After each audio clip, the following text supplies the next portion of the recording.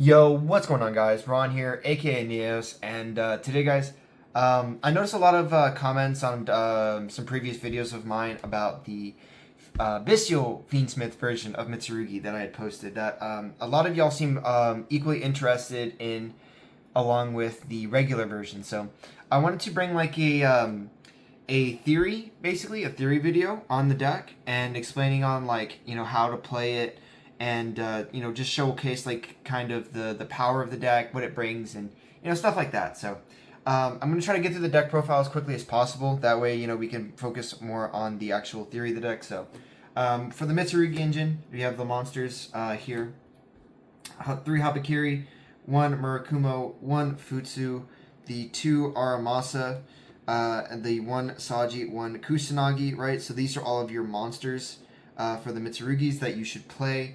I really like these ratios. I played this obviously in the regular Fiendsmith version, right? So 1 card starter, your 2 boss monsters, all the babies. So I believe playing 2 of this is necessary. I'll actually showcase why playing 2 is necessary for the like overall like going first combo basically. If you open up just Habakiri and a Lubellion.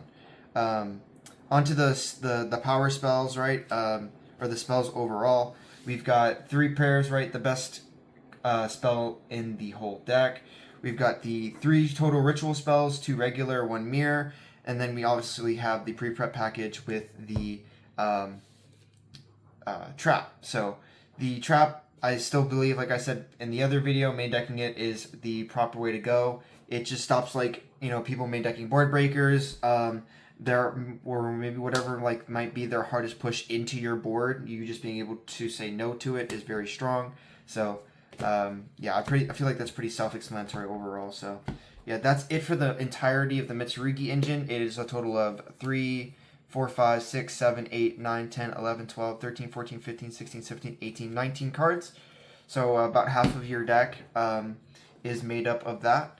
You can side deck the trap if you would choose to, but like I said, think it belongs in the main deck. So on to the Fiendsmith part. We're playing 6 cards. You could play more tract if you want to. You don't necessarily need it.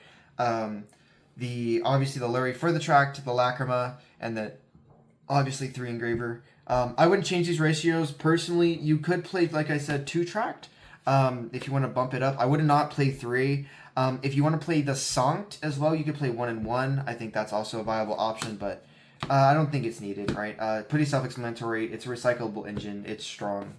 Moving on to the tertiary engine, we have the Bystial engine, right? So we've got the regained, the 3 Bystials, and then obviously we have Lubellion. So we have the 1 Magnamut, the 1 Druid, the 1 Baldrake. If you would like to play more, you can. I actually have set off to the side here. If you'd like to play up to 5, I think that's fair, right? So you could play these 3, and then you could play these 5. You could either play like triple Baldrake, or you could play double Baldrake Sornir. The reason Sornir can be actually really good is that seeing him alongside like Magnamut or like some sort form or fashion of that way or how is that this way if he gets sent to graveyard, you can send one of the Bystials, whether it be obviously this one, or this one, and then off of Magnamut, right? Because more likely than not, you're not going to send Mag unless you already have this. And even then, you're probably going to search it. It allows you to like fill your graveyard with the other Bystials. That way, Magnamut has something that he can search out of the graveyard instead of from the deck. So you can basically play through Droll with Sornir. That's up to you. I think this package is actually really good. So you play basically this 3 and then 1, 1, 1, 1. It just gives you a bunch of different names, and then they all give you... this also gives you the ability to thin the deck, right? You can start dumping the Lubellions out of your deck if you want to. That way you can either A, cycle them back onto the field, or they're just extra fodder if you draw them to discard off of like a bow or something. So, or Murakumo if your opponent is playing it. So I actually think that this is probably like the overall the best ratio. So go ahead and I'll just talk about regained real quick. This is really, really good. We know why it's really good. Mainly it's because you target something that was light or dark that was banished, and then you shuffle it back and draw a card. Don't forget that this also on normal or special can summon a Bystial. So what you really want to do is you want to loop your Magnamut. So I'll actually separate these again, right? So if you have any of these in graveyard, usually it's these three, right? You want the regained on the field, and then you just go ahead, like your opponent summons, you go, okay, cool, bring this out, and then it allows you to search, and it constantly refreshes your hand with a Bystial, right? So you do this, right, and then it goes to grave, and then what you can do is you can actually like use this, banish this out of the graveyard during like your opponent's like end phase, and then summon the Bystial. You shuffle this back, you draw a card, right? Draw a card off of it, and now you have this back in the deck. So now if you have like the Lubellion and you draw it, you can recycle it, send this to graveyard, right? And then you go ahead and you add the Magnamut again, right? And then you go Magnamut, you can summon it. This gives you 2 6s. You can banish, you know, whatever. Banish this, right? Something that's important. More likely than not, probably like this, because these are the 3 that you want to mainly recycle. And then again, you put it back in the deck and you draw another card. So over like in the end phase, and then you're like, you can do this in draw phase. Well, you have to get to main phase obviously for this, right? But if you have another Bystial, instead of having to search it, you can do like draw 2 in your opponent's end phase and then your draw phase, so you can't be drawled. So it can be really, really strong to do it that way. So just I wanted to point that out real quick. So I'll go ahead and move these back off to the side. So yeah, that's why I think that overall, like the Bystial engine is really strong. It just constantly allows you to recycle. Obviously, that's kind of the whole point of the entire deck. Moving on, we have the non-engine. So let me actually move this to the back here. So we have 3 Fuelos, pretty self-explanatory. Fua them or be Fua'd. 3 Ash because it beats Fua, and then 3 Droll because you want to Droll them or you want to Fua them, right? So I've mentioned this before, even seeing them both in your hand is fine, right? If you see both in your hand, you can just shotgun this, right? And then, or you can wait for them to play into it, and then they go like effect, right? I personally prefer to wait for them to play into it. They go like activate effect to special from either, you know, deck or extra. You chain this, they hit it, right? And then more likely than not, you force them to either like get rid of this and stop it, or they play into it and then you draw like a card or 2, and then you can either save this for later on for like turn 2 or turn 3, more likely than not. And then if your opponent stops this, right, you can go ahead and Droll them instead, right? So probably specifically with this 2-card combo here, if you're going second, what you should do is shotgun this card, right? So you go like standby phase, activate this, right? Play around talents for the still heart of it, and see if they hit this right away, right? Because more likely than not, if they're going to try to like play around Droll the best they can, they're going to do it in draw phase anyways. So let's say they activated effect like to like special summon or search, you can go ahead and do this and force them to search it to hand instead, right? Or obviously, like I said, it gets hit. So probably the best case scenario for that overall. And then in addition to that, we play the 3 Imperms. Imperm's just really good. Going first, going second. You either set it, it's a board breaker. And then call by. This is like your 5th Bystial, basically. It's like an additional copy.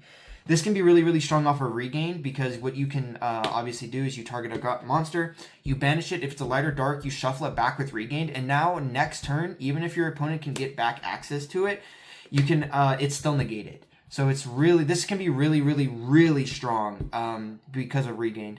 So like in the branded matchup, right? Let's say like you happen to see this and like they go to fuse with Albaz or something like that. They dump Albaz and then they make Albion. They're like Albion effect. You call by their Albaz. So now like next turn, if they have like the ability to like bring back Albaz and try to fuse, they can't because it's negated. So you can just go ahead and let them bring it out, let them discard, and then they're like, and then be like, it's still negated under call by, which I've actually had happen. So it's really, really strong. And then this puts your total deck count, I believe, at 46. So if you like to cut a card to make it like 45, or if you want to, right? Obviously, there's Bystials that you can cut. You can try to cut like one of this and put this in the side is an option. You can cut one of the engravers. I also wouldn't recommend that. Engraver's just really good. And then I wouldn't cut any of the Mitsurugis, to be honest. There's no reason to. So, but yeah, that's 46 cards overall. So yeah, let's see. So we'll go ahead and move on to the extra deck. Extra deck is pretty self-explanatory. This is all the Mitsurugi stuff here, right? So you've got your IP and all of her targets, right? So we've got Dynamundo, SP, and Gorgon, all really strong cards. And then for the Fiendsmith engine, you have the bridge, right, with Exciton. And then you have, obviously, DDD Wave High King Caesar as your additional XZ's target. Then you have your Link 1, your Link 2, your Link 3, your Honorary Link 4, right? So all these are like, I believe all these are kind of like completely necessary for the most part. Maybe the most cuttable one that I'll mention here in a moment is actually Caesar, because I'm going to show y'all some options that y'all can play that are also rank 6s. So obviously we have Desiree, and then we have the Lacrima, right? So this is a level 9, so I just want to double check that. So you can't really XZs with this, unfortunately. If it was a level 8, it would be really cool that you could XZs over the top of it with like your Lubellion, but it's only level 9. So, but yeah, these are all of your extra deck cards that are like, I believe, like basically are a mainstay, maybe besides this one. So this is 4, 6, 10, 12 cards, which gives you a slot of 3, right? Which, if you remember with my extra deck targets for Ultimate Slayer, I was playing 3. So, like I said, maybe the most two that if you want to cut could be these two if you want to put room in for like extra like XZ's monsters or whatever. But like I said, I don't think it's super needed, and I think this is really strong just as it is. So we'll go ahead and put these back together. And then I want to showcase 6 cards that I believe are worthwhile targets for you to play as XZ materials, right? So we're going to go over rank 8s first, right? All of your Mitsurugis are level 8, and then obviously Lubellion is a level 8. So you have access to rank 8 plays more reliably, right? Because now you don't have to use 2 of your Mitsurugis. So probably the most obvious one overall is probably going to be Photon Lord. And then its sibling is Hope Harbinger, right? So you either have the spell negate or you have the monster negate. I prefer this one overall because it detaches a material, so you can like unstick one of your things. Either way, it doesn't matter because you should be making it with Habakiri and Lubellion, preferably. So nothing should get stuck per se. So, but yes. And then probably something a little less thought about is Ding. This just is like FU to Murakumo, because anytime cards that you control would be destroyed by battle or card effect, you can just detach material from this. As said, it's not once per turn. So it is really good. And then also you can summon it and then send a card off the field that your opponent controls to the graveyard. So you have this, and you have the Desiree, which is really strong. And then also keep in mind these are all recyclable off of your Branded Regain. They're all light monsters or a dark monster. So you can banish them if you really want it back. You shuffle it back into your extra deck, you draw a card, and now it's live again for you to remake. Because let's be honest, like you're going to float level 8s really consistently. You're going to be able to refloat Lubellion because you're probably going to have Bystials on the field. And then you're also going to be able to float your Mitsurugi cards like Habakiri back and forth as well. So these never die. You can always bring them back and put them back in the extra deck, which is really, really strong. So, and then we have rank 6s here. So we have 3 rank 6s that are all options here for you. The first one I'm actually going to go over, which is probably the more obvious one, is Lars. Lars can't be targeted while it has material. Detach 2, target to negate a card on the field. Very strong. I think this is the weakest one overall because it's a fire, which means you cannot recycle it off of Regained after it gets removed. The beneficial thing about this card, however, is the fact that whenever you use it, it detaches both materials. So yes, it loses its protection right away, basically. because the materials that it has are not going to be dragons or I'm sorry, dinosaurs or reptiles. So if you detach the two, it loses the protection, but you can detach, for example, like if you have Engraver plus Lacrima, the fusion one, you can put both of them Engrave immediately, which can actually be beneficial to you. But obviously, like, it also allows you to make it with the Bystials. So obviously, putting the Bystials back in the grave is not the worst thing either. So anyway, so that's like the one rank 6 that I wanted to talk about first. And then these two I think are like your better overall options. These are a lot more niche, but we have Photon Strike Bouncer, and then we have Wallow. Let me read this whole name to you. Wallow, founder of the Drudge Dragons. First of all, the art on this is super sick. I just want to say that. On both of them, they're super sick. But I want to read Bouncer first overall, because I think this one is the strongest overall target, because he just reads insane. So Bouncer says that once per turn during either player's turn, when a monster effect is activated on your opponent's side of the field, detach XYZ material from this card, negate the effect, and if you do, inflict 1,000 damage to your opponent. So in the mirror matchup, if your opponent's using prayers, right, and they're burning us up for 800, or even if you're just like looping Lacrima, this let's say like on your turn, right? Let's say you link both of them off, right? You link off like the Lacrima fusion and something else. You go Lacrima effect, you burn your opponent, right? You burn them for 12, cool. And then you bring it back off of like a bow, you summon back Engraver, you make this, and then you pass turn, your opponent activates something, right? You go ahead, you activate this, you negate it, you burn them for 1,000, you detach Lacrima, Lacrima activates again, burns them for another 12. That puts them at a total of 3,400. And then on your turn, they activate a monster effect, you negate it again, and that puts them at 4,400 damage that they've taken over basically 2 turns, right? Because or actually it's over 3, right? Because you're going to burn them initially on turn 1, then you're going to go ahead and burn them on turn 2, and then you burn them on turn 3, and then you're probably going to burn them again with Lacrima. So you go ahead and you burn them for 2, and then you burn them for 24, that's 44, and then you burn them again, that's 56. You can do 5,600 damage to your opponent and never declare an attack. So like that's actually insane. This is also completely generic. You can make this with the Bystials and Engraver, obviously, so that's really, really, really strong. Also, this is a light monster, so if it goes to graveyard and they remove it, you can banish it, shuffle it back into the deck, bring back Engraver, obviously because you have a Bystial that you just summoned to banish this, and then you just remake it again, and then you can go ahead and like, he's also a 2,700 attack monster, which is really funny, because a lot of monsters are either like 2,500 to 26, usually it's like 25 mark, some of them are like that weird 26, and then your other monsters are like 28 to 3,000, right? Some of them are 29, some of those are like the weird numbers like 29, right? So this one's like dead in the middle of that weird zone. So more likely than not, your opponent's going to have to use one of their bigger monsters to get rid of this and destroy it by battle. Which is fine because you're probably just going to put him in defense anyways. But just something I thought I would mention. So, and then the last card, which I think is the one that reads the craziest, is Wallow.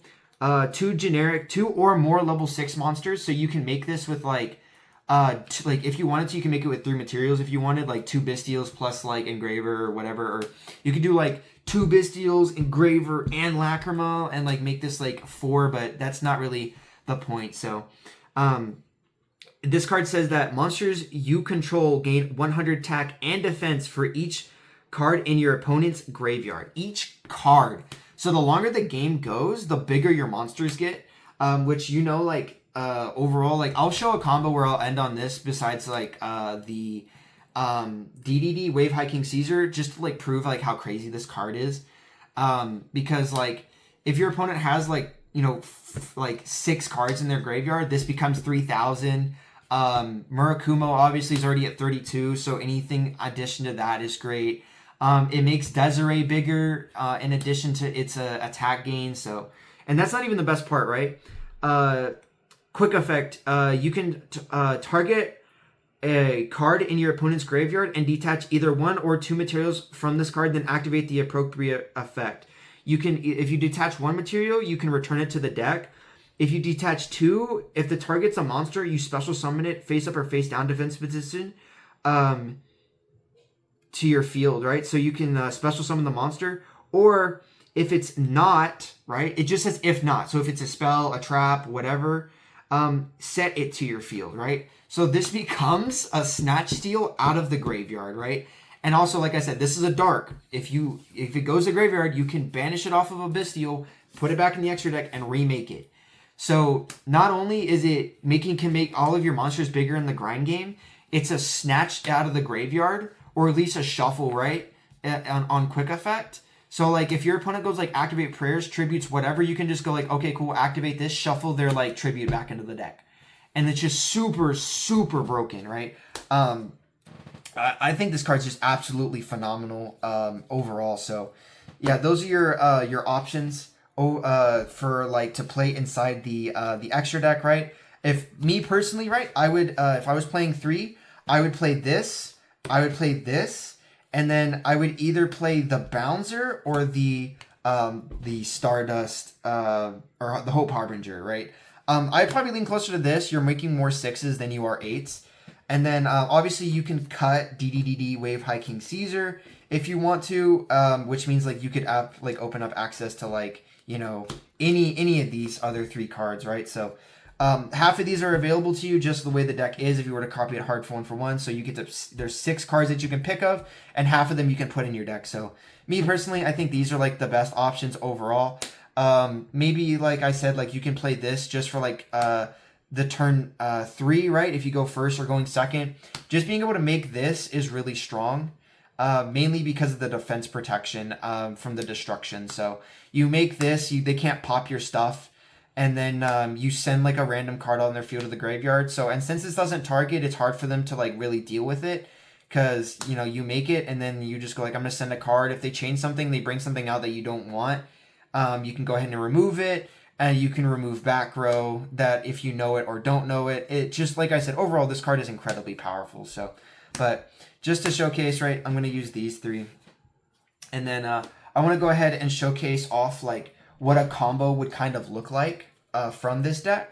So we're going to just do the main cards that you want to see are these 2, right? And then obviously like we see hand traps, It's always possible, right? So the main thing is that you want to see these 2 because this is full combo for both engines for the Fiendsmiths and the Mitsurugis, which y'all already know. And then obviously you need a way to access the Bystials, right? So preferably this is the one that you want to see. This is the best one to access. Another thing that you could do, instead of playing 3 of this, you could play 2 because of the fact that you play Magnamut, so you can just search it for later on. But I think playing 3 is a okay option because you're playing so many cards. So anyways, right, so you go like draw, standby, you go main phase. Obviously you start with Habakiri. Habakiri, again, does the really cool thing where he summons Saji, tribute Saji, you activate Saji's effect. This is where you check for Droll, right? Droll and Ash all in one go. Because you mainly need to check for Droll first. Unfortunately, right, if you check for like Ash here, right, and you get Ashed on Saji, it does really hurt overall, right? So let's say like they Ash you here, you don't get this. You just go ahead and you do the Lubellion thing. You go Lubellion, but now you have an extra thing in the graveyard to banish. So you basically, if you get Ashed on Saji, you go activate Lubellion, you get Magnamut, you go Magnamut, you banish this, right? Which sucks, but you know you can always get it back off of Kusanagi.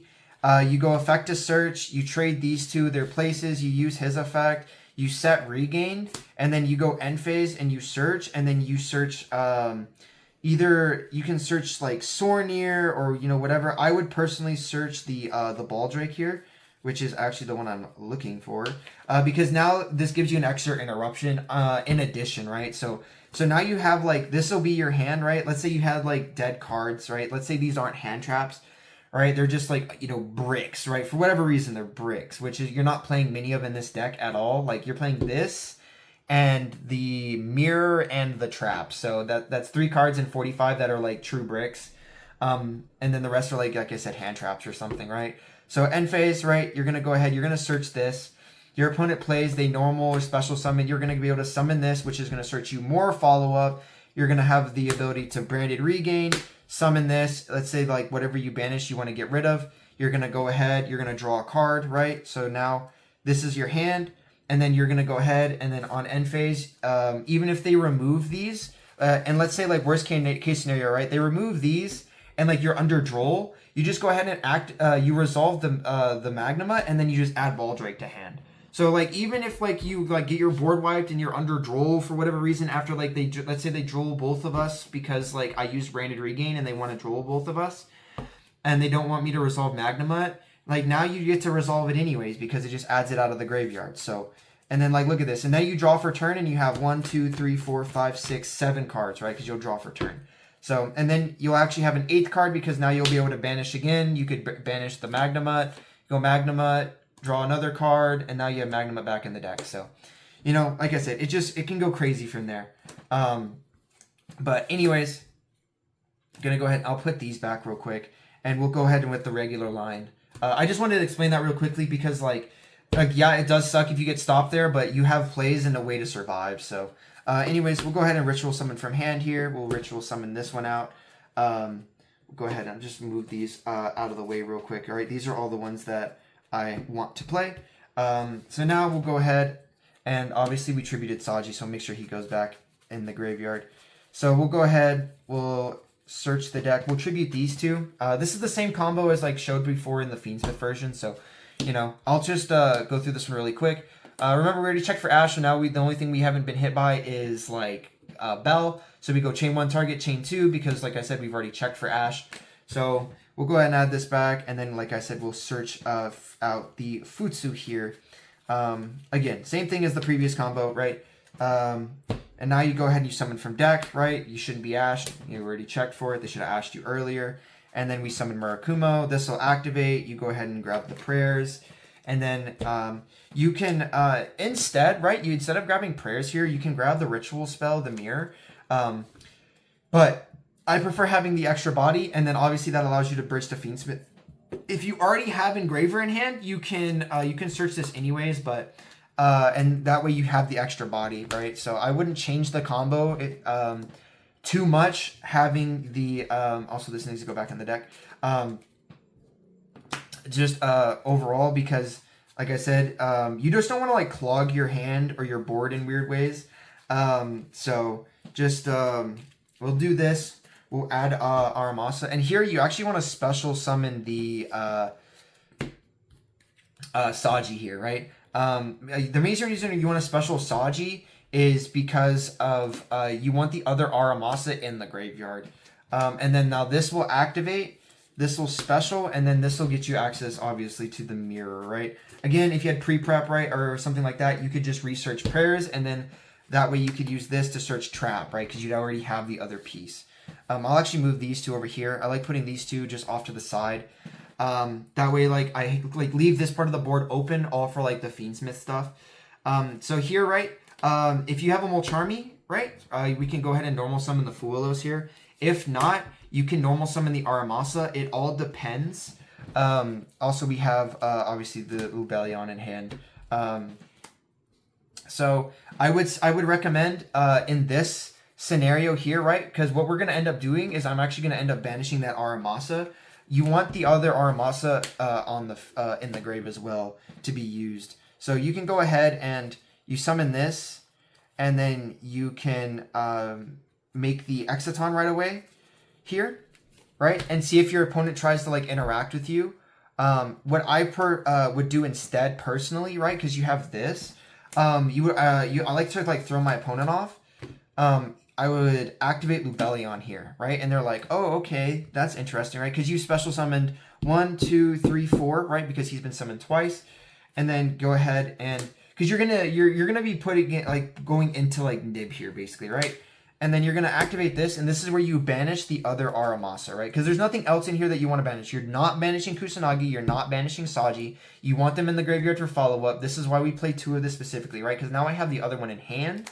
And then this one is like, it being banished literally doesn't matter because I still have the other one. So You summon this, you activate its effect. Obviously, it's going to search on end phase. You go, anything here, or, if your opponent says, that's fine. Now you trade places, and then you go, summon, okay? Yeah, or, you go, summon, do you have a response? No? Okay, activate effect. This is where, you place the regained, right?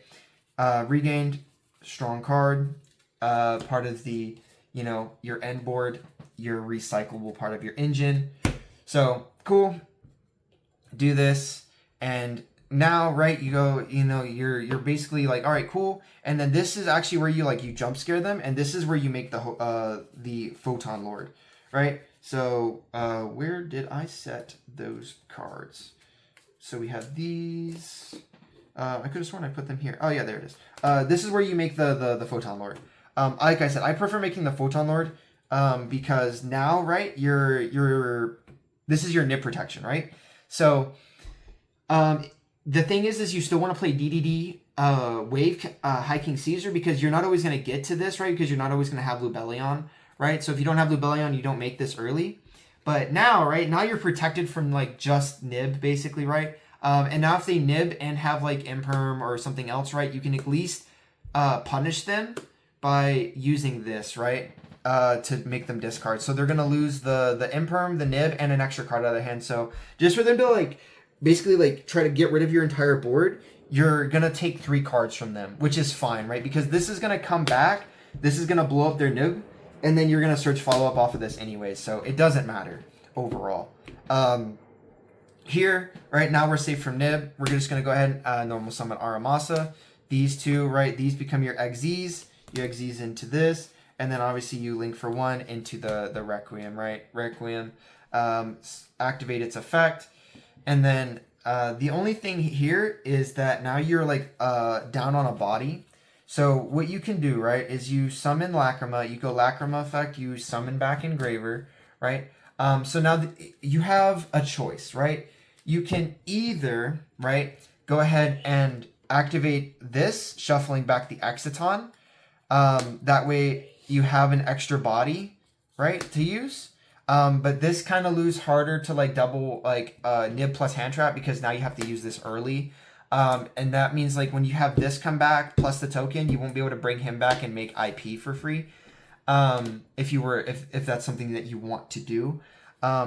So instead, what you can do is you can activate the mirror here to ritual summon again. I'll go ahead and show the more conservative line that you want to be protective, right? So we shuffle this back, we summon Engraver, and then we go ahead and you use these two, right? To summon the sequence. You go sequence effect to fuse. You go ahead and you fuse with these two, right? You put these back in the deck, and then this makes you the Lacrima, right? Lacrima effect, you target this, you special this, right? And then, so here, right, you have access to either, what you can do, A is you bring this back to hand to send it to get the Tracting Graveyard and Lurie. You don't really necessarily need to do that. You can leave it in the deck for later turns, right? If you draw Lurie or the Tract, it's not necessarily a bad thing. And we already shuffled back Lacrima. So, our draw, a draw into a normal summon of Lacrima is pretty okay, right? It's actually quite strong.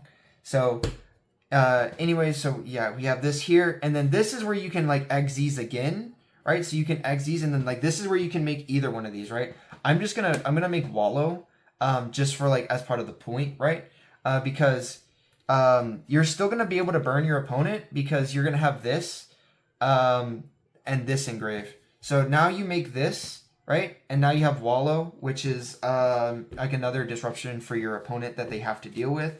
And then here you can actually go activate Ritual, spell the Ritual Summon, right? So you tribute this, you Ritual. You ritual out the Futsu, you activate this, and now this is up to you. You can either do the trap, or you can do the prayers, right? If you already had prayers in hand, then obviously you'd have an extra prayers, but I just do the trap because like worst case scenario, they super poly you, which means they have to super poly off both of these, which is fine. So you know that is an option for your opponent, but more likely than not, that's not going to happen. So, anyways, so you go ahead, you do this, right? We still have our 3 extra cards in our hand, right? And then what you can do is like you have a couple different options, right? You could use these 2 to make another Xyz, which you probably don't want to do. Or you can make them into a link summon, right? So you can link these 2 into IP, right? So you summon IP, and then you link these 2 into the Abow queue, right? So now you have access to Abow. And then this is where you'll need like an extra card, all right? So you'll go ahead and activate Abow. You can discard, you know, whatever card that you want. Preferably like, you know, like a Mulcharmy or something like that. Even a Bystial is okay here because you can discard it and then obviously it can be brought back off of regained or something. So, or, you know, maybe you had another Lubellion, whatever, right? And then this is where you bring back the Futsu.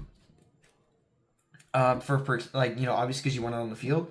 And then you can set your trap, right, on the field.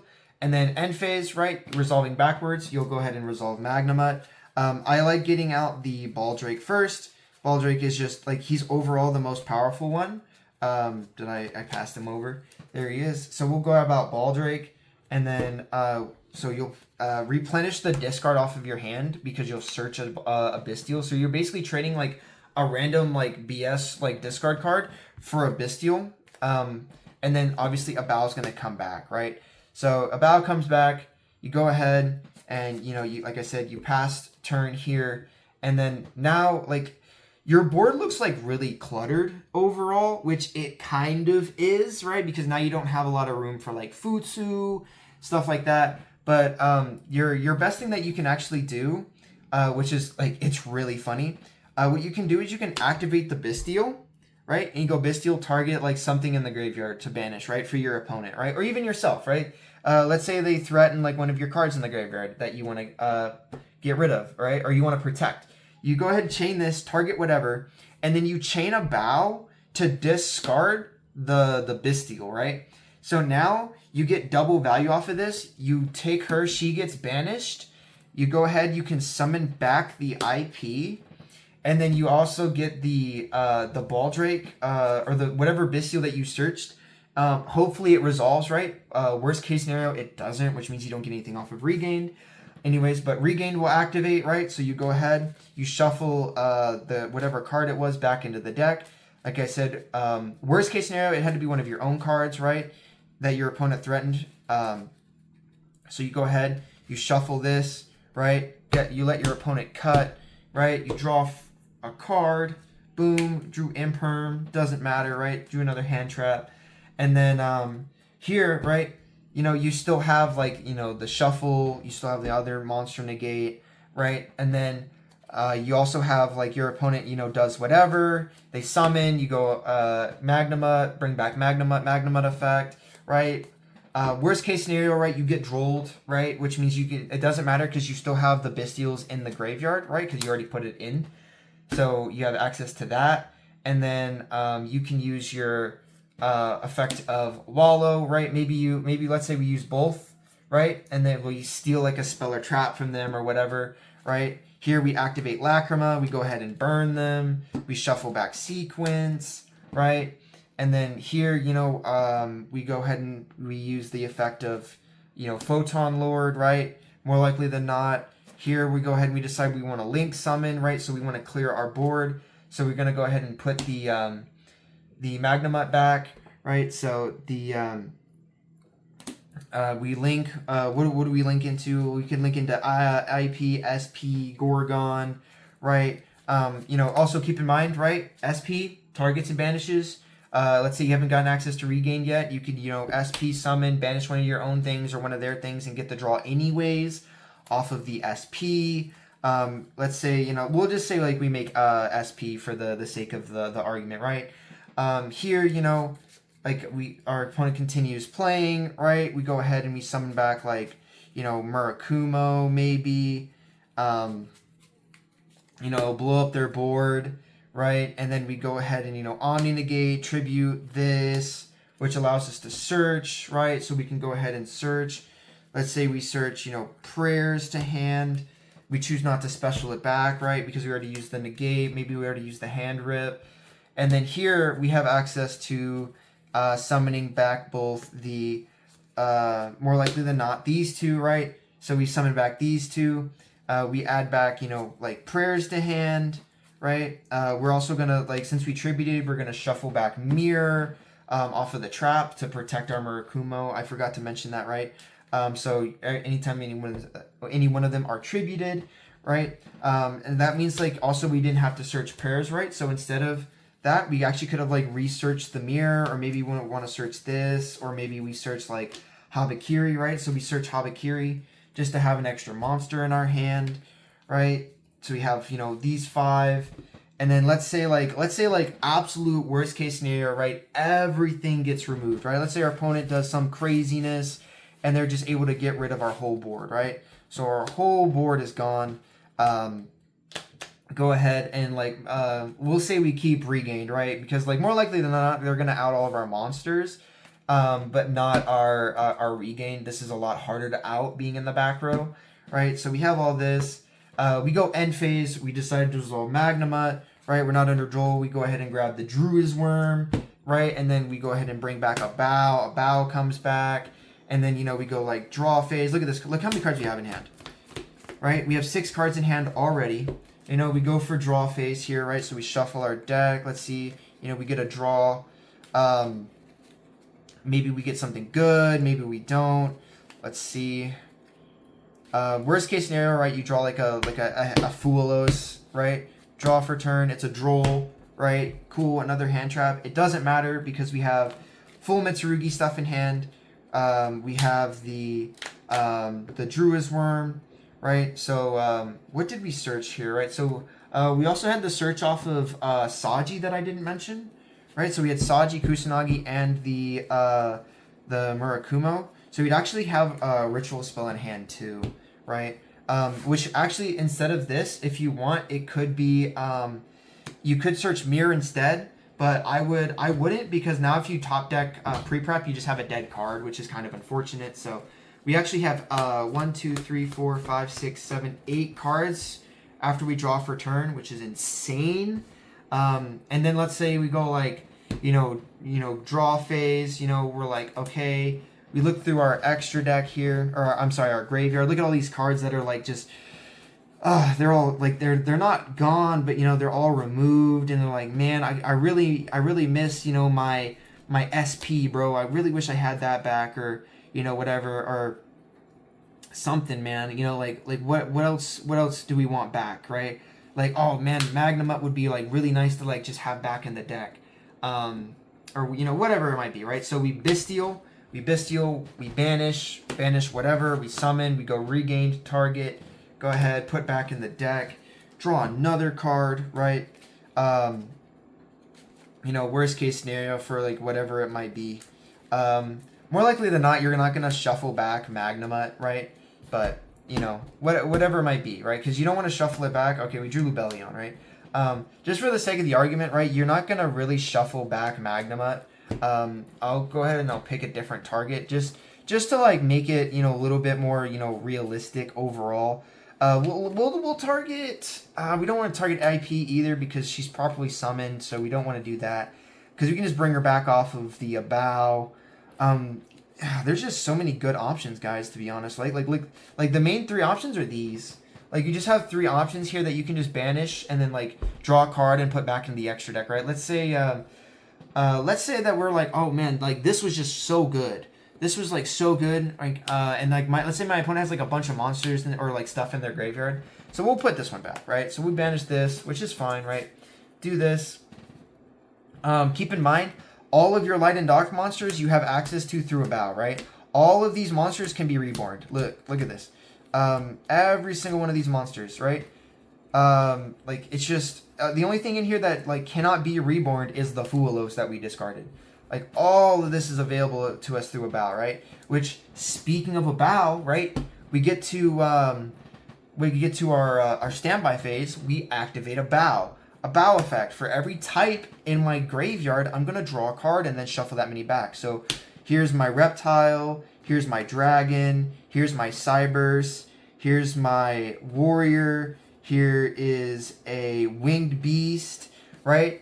There, guys, 1, 2, 3, 4, 5. There are 5 different types in our graveyard right now, right? Wallow is a zombie, right? So if we would have just chosen to shuffle back something else instead, like Photon Lord, because Photon Lord's a warrior and so is SP, right? We could have shuffled back SP instead. We could have had 6 cards, right? Because, look at this. We would have had 6. We could have gone through 6, right? But like I said, we said that like, oh, we really needed him back, right? So even that case, right, where we miss out on one of the draws, right? There's 5, right? So cool.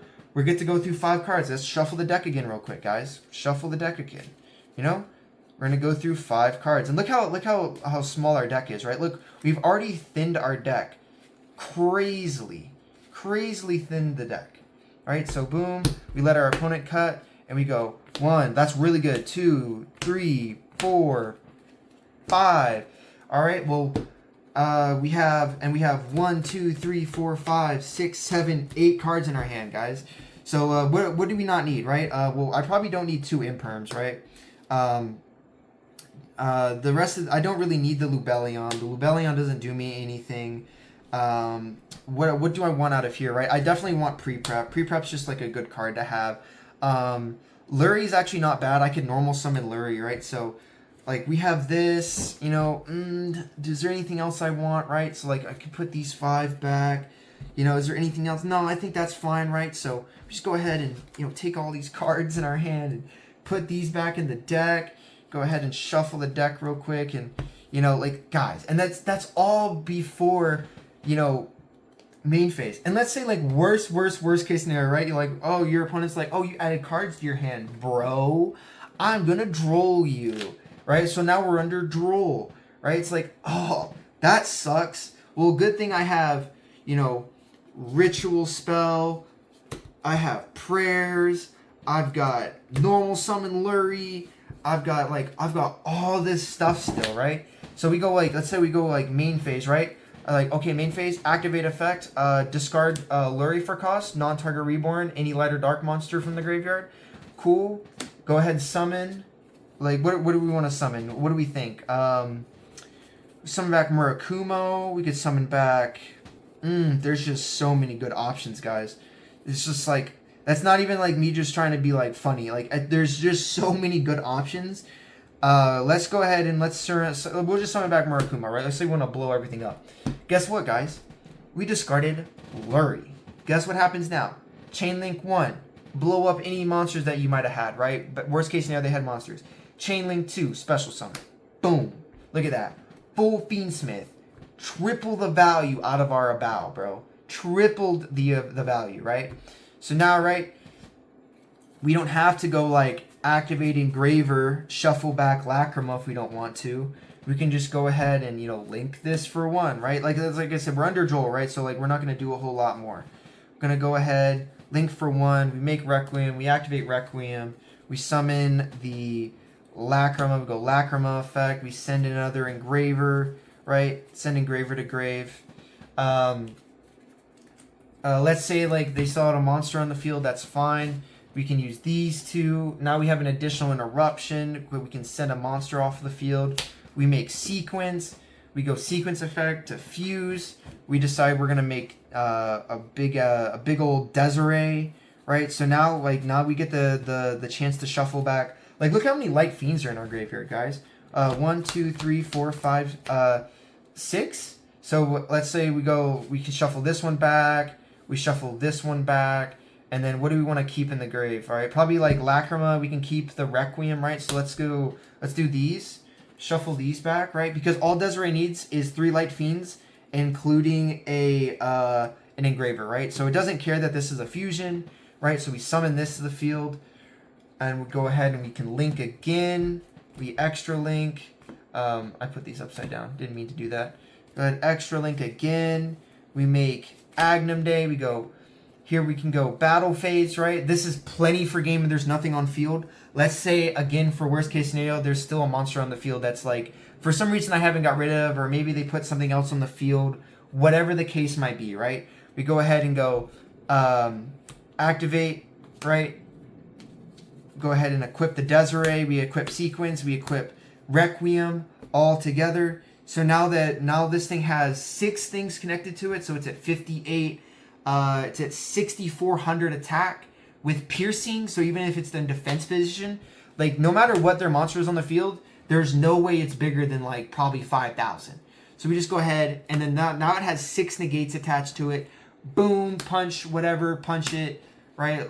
Again, worst case scenario possible. They don't die for whatever reason.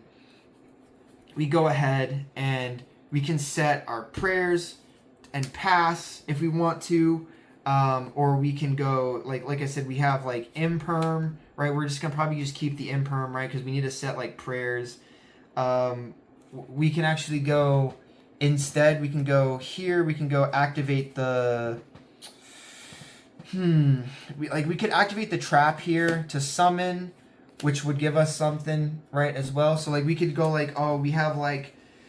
If we had like maybe a monster in our hand that wasn't really doing us anything, we could normal it, and then we could get access to something else. But worst case scenario, right, you could go ahead and, just set this, right, pass on it, lose out on the Omni Negate. You already have the huge Desiree. This comes back again, right? I don't think we get a search off of any of the Bystials or anything like that. So, but like, look at this, guys. Like, just insane follow-up, right? And pressure that is just insurmountable to your opponent, basically, right? Like there's so many things that they have to deal with because of the way that the deck plays. It's just crazy. So go ahead, we'll shuffle all this stuff back.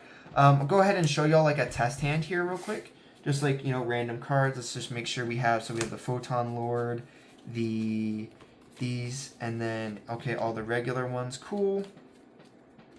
Right, so let's go ahead. These are all the other cards. We'll shuffle. Just shuffle this real quick, right? Let's see. Hopefully we get like I don't want to say like a lackluster hand, but I want to show y'all like maybe I don't want to say that opening like Habakiri plus like the Lubellion is like not going to happen. But, like, you're playing 45 cards. Both of them are at 3. You're going to see other cards, too, more likely than not, right? There's a lot of cards in your deck. So, there's just a lot for you to see, right? So, but I just wanted to show that one right there because, like I said, that's just, like, your best, like, 2-card combo situation. So, and like I said, even through Droll, like, you've just got a lot of options, which is really fortunate. You can play Control with the deck, which is not something else is really, really strong. Go ahead, let's just cut all of this and here, give it one last quick shuffle, and let's go ahead and cut. Right, so cut. We have 1, okay, that's a good start. 2, not great. 3, okay. 4, okay. 5. Okay, so pretty overall like lackluster hand, right? This is a lackluster hand. So we have a brick, technically. And then we have Fiendsmith in hand, right? So here we can actually kind of play into Droll, right? Because it doesn't really matter. There's nothing that we're going to be able to do that's super crazy. But here, just to prove the point, we activate this. We search the one of wherever it is, the tract, right? Worst case scenario, we get Drolled, right? Because your opponent's probably going to be like, oh yeah, that Droll's really going to hurt. So, and if you don't, you just get a free body with Lurie, right? So you can add Lurie, special Lurie, normal this, you get a bunch of stuff, right? So, and then obviously if they Droll you, just go normal summon, activate effect to send to graveyard, and then, which is, really strong. So, and then you'll be able to get to a bow as well, so you'll have a free discard if you need it. But let's say we don't get Drolled, right? So we're going to activate Tract, right? This is where they should Ash you, right? If they're going to Ash you, they should Ash you right here because this cuts you from all of your light fiends. Unless, because they can't Bystial you yet, right? Obviously they can Bystial you after you summon Lurie, so, but So you summon this, you link for 1, you go summon effect, and then here, right, you're just going to go ahead and summon the 3rd engraver from your deck, right? So no point in summoning the Lacrima from your hand, right, when you can just normal summon her. Where is this other engraver? That's a Magnuma. There he is. So we summon engraver, and now our opponent's like, huh, where's Lacrima, right? So you go ahead and summon this. Well, summon her, and we're going to be like no effect, because obviously we have the other engraver, which they're probably not going to know. They're just going to be like, oh, they play 2 engraver. So that's not going to matter to us here. So we go link these 2. Go ahead and summon the sequence here. We'll go sequence effect to fuse. Like, more likely than not, hopefully we don't get hit by anything. If we do, so be it. You can still bring this out, and then you could fuse using tracked, so you can end on like DDD or something. So, but since we have extra light fiends in the graveyard, we're gonna fuse with these 3 here. Fuse with this, put these 2 back in the deck, and then this will make us our Desiree here. And then here, what we'll actually do is we'll activate the effect of the Fiendsmith's track to fuse. And this is where our opponent's probably going to be like, oh, they're going to fuse these 2 away. What, they're going to bring this back. Like, you know, what are you doing? And then we're like, jump scare, surprise. We had one in the 3rd one in hand. So you summon these 2, right? You do this. You go activate effect, target engraver. And now if they nib you, it's kind of like, well, you know, so be it. You burn them. You send it off the field. You have follow-up in the graveyard, which is okay. You could actually have shuffled... you could have shuffled both engravers instead of the... instead of this, just to keep it in graveyard. So we'll say we did that, right? So instead of shuffling this to make this, we'll say we shuffled these 3, right? Because we want to play through like just them having like a random nib as much as possible. So now we have Lacrima to bring this out in case we need it. So just in case, like, gives us a backup plan. It doesn't really change a whole lot. So we summon this, you know, anything here? No. All right, cool. We go activate effect. We'll equip. We'll go ahead and leave these 2 in the graveyard. We can XZ summon these 2. And then this opens you up to like whatever you want to make out of these, right? Here, I would definitely make Caesar, right? This is your best option overall to make Caesar. And then here, right, we have like a dead card, and then like we have 2 dead cards, no hand traps or anything. But, you know, this is a pretty hard board for our opponent to break, right? We've got full follow-up in graveyard, guaranteed. If we need to, we can burn them. If they remove something, you know, we have a negate. Like, we have a lot on this board overall. So, you know, even though we didn't draw, like, anything but Fiendsmith, like, now we get to play, like, basically, you know, Fiendsmith control, right? And then let's say, you know, more likely than not, our board probably gets cracked, right? Let's say we don't die. Let's go ahead and shuffle the deck real quick. Let's see if we can draw into anything that's really good or not, right? Hopefully, you know, it's like Habakiri or Murakumo or something like that. But, you know, one can always pray. So we go ahead, you know, whatever happened, go ahead, draw for turn. It's Droll, you know, not another great card. But like I said, we still have full Fiendsmith stuff to play with, right?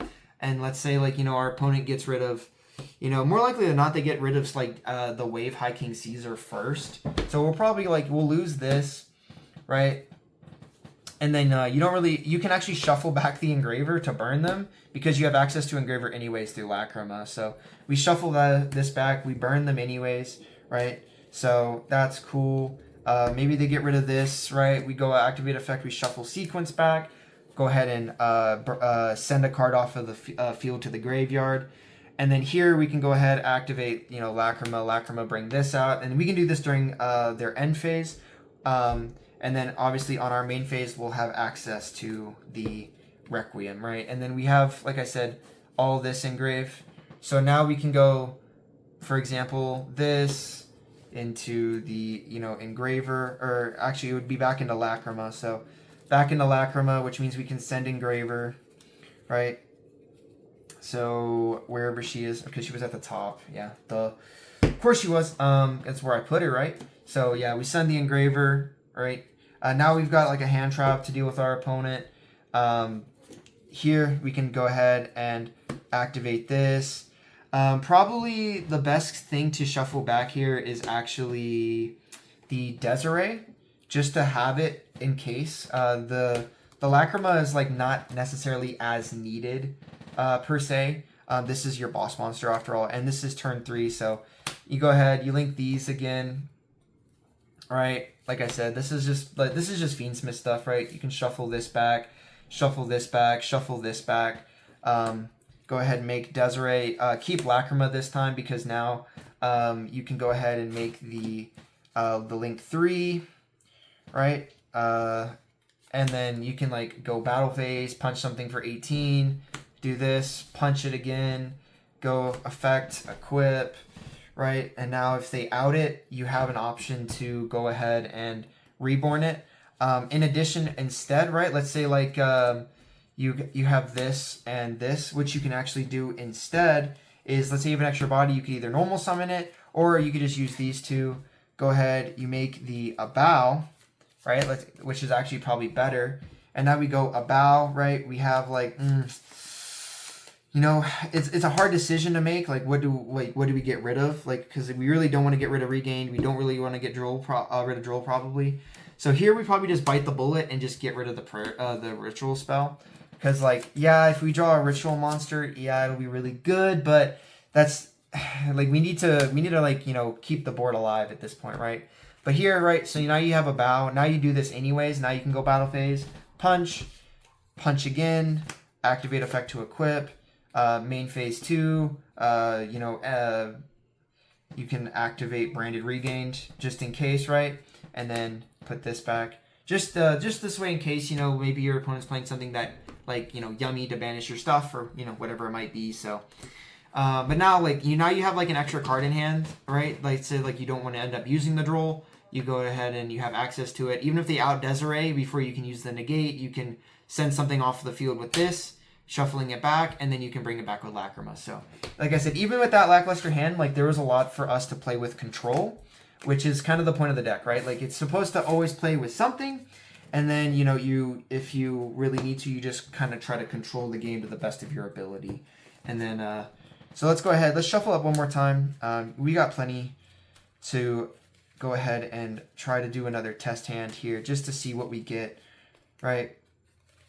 I just wanted to go over like the more pure Fiendsmith, right? Because people like they're saying like, oh, you know, Fiendsmith's not that good anymore, right? Like they don't appreciate it as much a lot of the time because of, you know, they're like, oh, it's power crept and, you know, it doesn't do enough.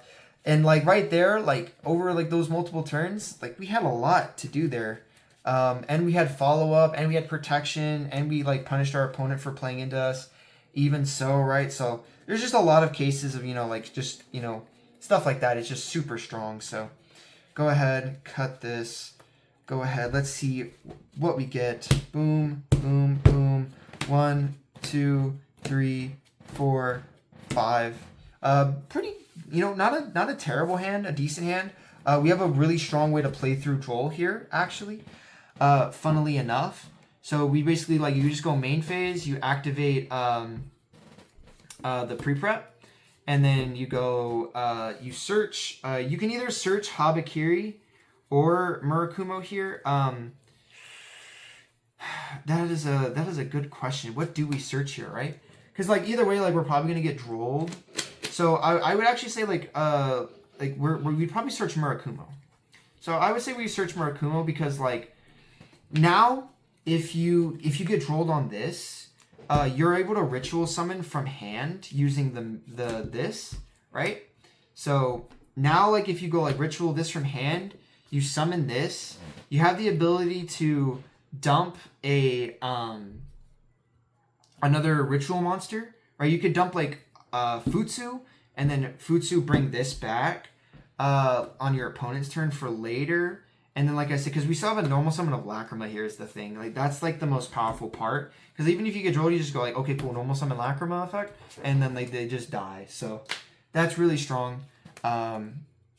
Overall, I'd say we don't get Drolled, right? So we ritual summoned from the hand here. Go ahead, summon out, or tribute, I'm sorry, these two. And then we go, here we've already checked for Ash and Droll. So next thing, like I said, we need to play around is like either Skullmeister or the Bell. So we go chain 1 target, chain 2 search. Obviously this will be put back in our hand. And then here we'll be able to get access to the Habakiri. So here you'll actually search Habakiri. So, because now you go ritual summon, you're going to summon from deck. You're going to tribute this, and then this is going to get you to Futsu onto the field. And now this will activate, and then we'll go ahead and grab the prayers, search prayers.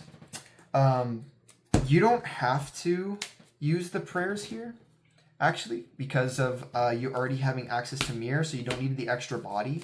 So what you can do, if you want 2 extra bodies, you can go prayers, tribute, like this off if you want, but I wouldn't. Given this hand, I would just activate effect to ritual. I'd tribute this, summon this back, use this effect, and then this will give you the trap, right? So you go ahead and get access to trap here. You haven't used prayers yet, and one of them will remain unattributed. So go ahead, do this, add the trap off of the tributed Murakumo, and then this is where you just like jump scare your opponent. You're like normal summon Lacrima effect, and they go, oh, and then they probably scoop. If they haven't interacted with you at all here, if they have anything, they'll nib you probably. Which even then it's like too late, because then like they remove the board, you just bring this back, and then you make sequence anyways with the tokens. So you use these two because these have been tributed. That one's been tributed already. Oh, I'm sorry. Nope, I lied. So what we actually do here is, since we normal Lacrima, we link her and we go activate effective Requiem. And now we get access to a second engraver, which is really good. Then you link these two here. So we loaded up our graveyard now with light fiend monsters, and now we can make sequence. It doesn't actually matter where you make sequence here. I would make it here just so it has the 2 open areas, just in case. That way, like, because if you put it here, then you have to put stuff here, and then it only points to this one spot. So it just gives you a little bit more options. And then we have 1, 2, 3, 4, only 4 light fiends in the graveyard, which is not as great, but it's, you know, it's still really strong.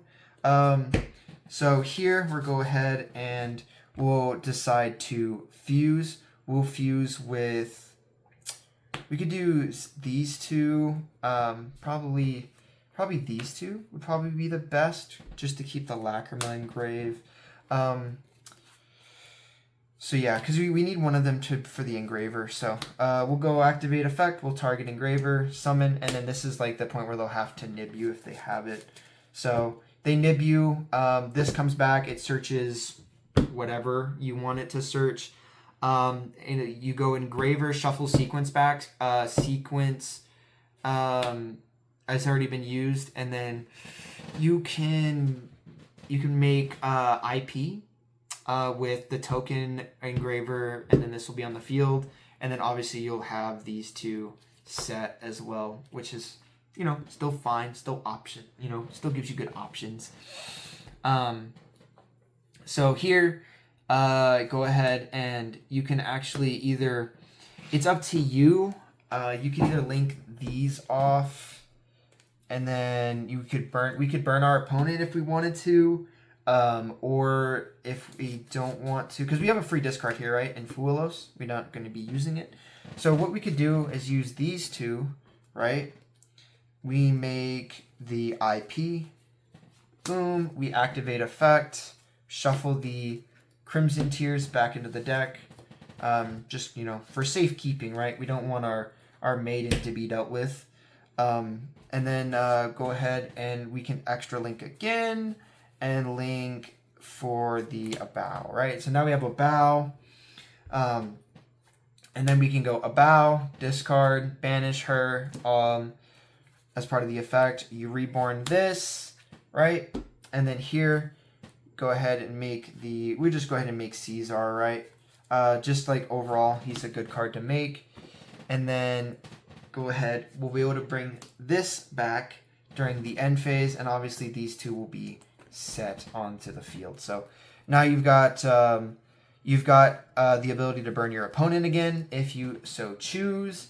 You have the ability to also bring back IP. We have a fully loaded graveyard for our Mitsurugis. We actually haven't used Saji yet, which is actually kind of strong. We've got Omni Negate. We've got non-target pop. We have a free discard, right? Because we don't need the mirror really at all. Or not the mirror, the ritual spell. So we have a free discard, again, off of the Abow. And this was just the Fiend's Mist stuff with the Mitsurugis. So, again, really strong, right? So that showcases all three aspects part of the deck, right? So we saw the Bystials, which gave us the whole thing. We saw just Fiendsmith, and then you also saw Mitsurugi, and then it bridge, right? So that all encompasses basically the entire deck and what you're probably going to be doing with it, right? Obviously, you know, there's probably some more intricate other things that I haven't totally mentioned. Obviously, I don't really know off the top of my head. I'd have to probably experience it for y'all to, or for me to realize it. But like I said, guys, like this deck is just, it's incredibly unfair as long as you can keep playing, right?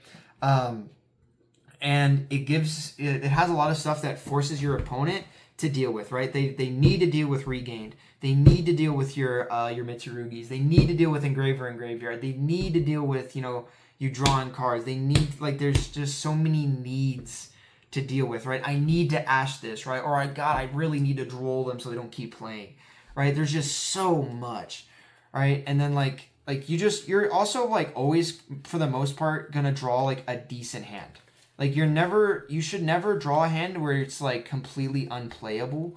Like even where we drew like, you know, just in like Fiendsmith stuff, right? Like it was still playable, right? We still had the ability to play.